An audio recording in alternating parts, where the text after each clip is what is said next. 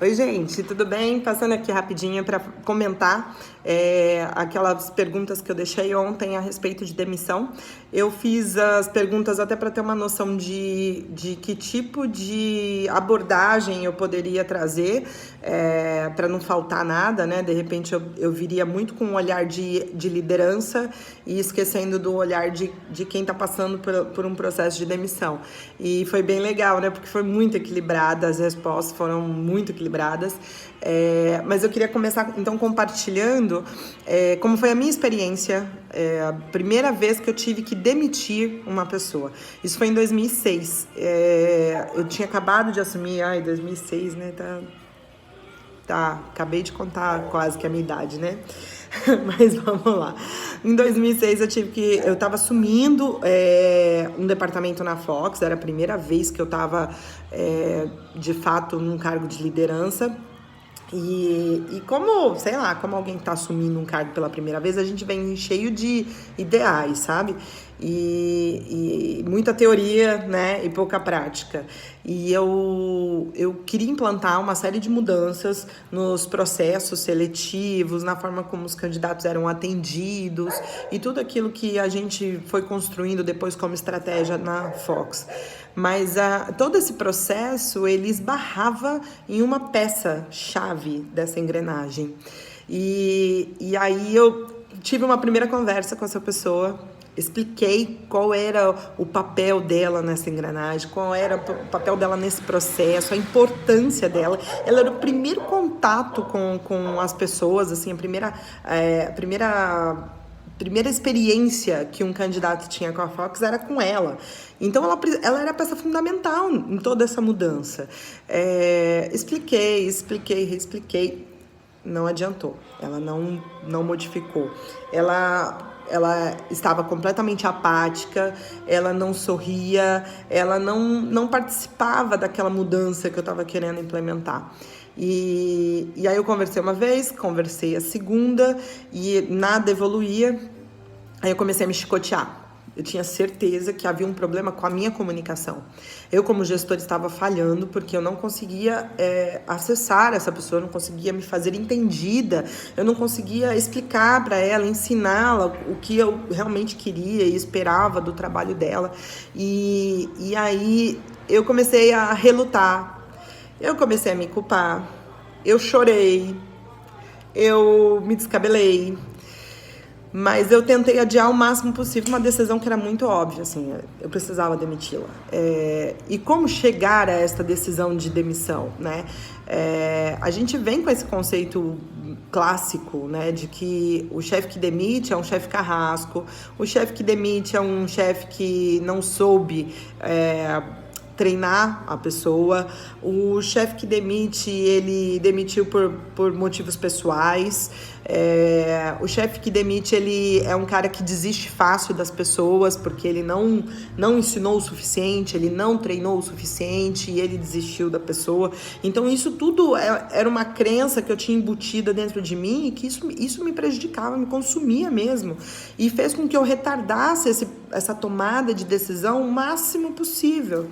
Até que chegou um momento que realmente não tinha mais para onde ir, né? Então fiquei sem dormir, chorei, fiquei super fragilizada e tal, até o dia que eu realmente bati o martelo de que eu precisava fazer isso era necessário, porque não tomar essa decisão não estava prejudicando especificamente esta pessoa, estava prejudicando toda uma equipe que estava trabalhando, estava acreditando, estava prejudicando a empresa, estava prejudicando os processos, estava prejudicando os candidatos. Então, assim, eram muitas pessoas envolvidas nisso para que eu simplesmente não tomasse essa decisão em prol de uma única pessoa. Entende que, às vezes, como líder, a gente precisa pensar no todo e não no mínimo, né? Não no micro. E essa é uma decisão realmente muito difícil, mas essa demora, ela estava prejudicando muito mais gente. E aí, assim, a parte de aprendizado de todo esse processo é que quando essa funcionária saiu, ela ficou muito melhor do que ela estava na Fox. A demissão foi muito mais difícil para mim do que para ela. E isso para mim ficou muito, assim, muito aprendizado, sabe?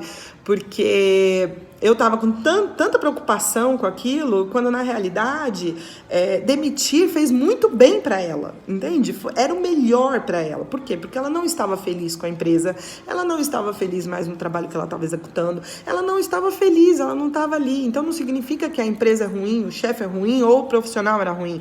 Ela só não estava, era a pessoa errada, no trabalho errado, na empresa errada. Ou então talvez na hora errada. Pode acontecer também, assim, aconteceram algumas vezes na Fox mesmo, de funcionário vai embora e depois funcionário volta. Normal, às vezes o timing não é o correto, mas o timing é agora, né?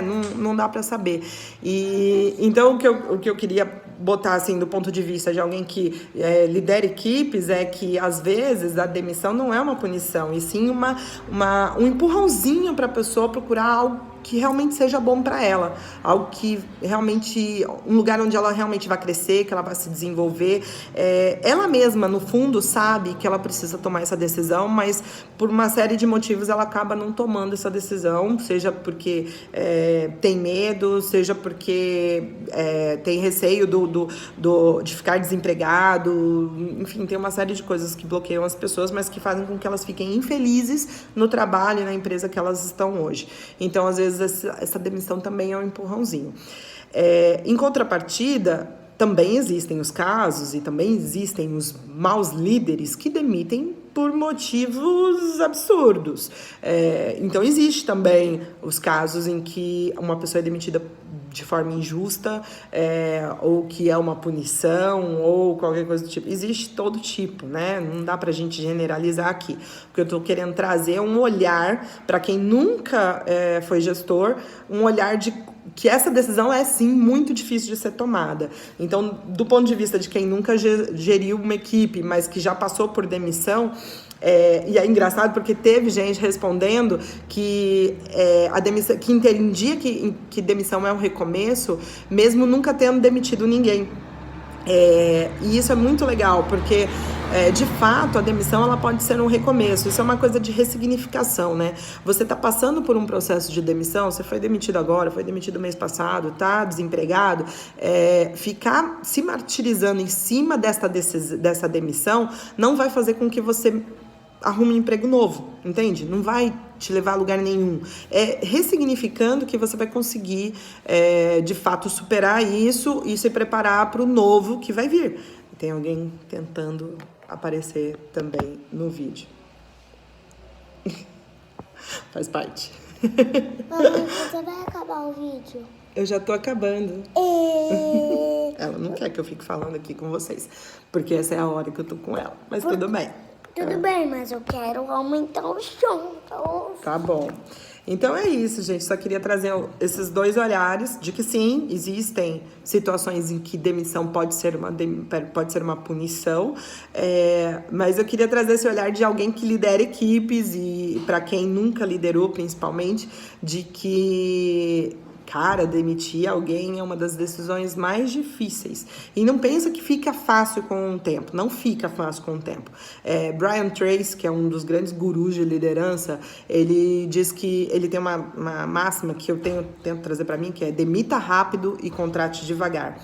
Justamente porque todo líder tem essa dificuldade de tomar a decisão certa, né? De tomar a decisão de vamos desligar porque não está funcionando mais. Vai ser bom para essa pessoa se ela for demitida.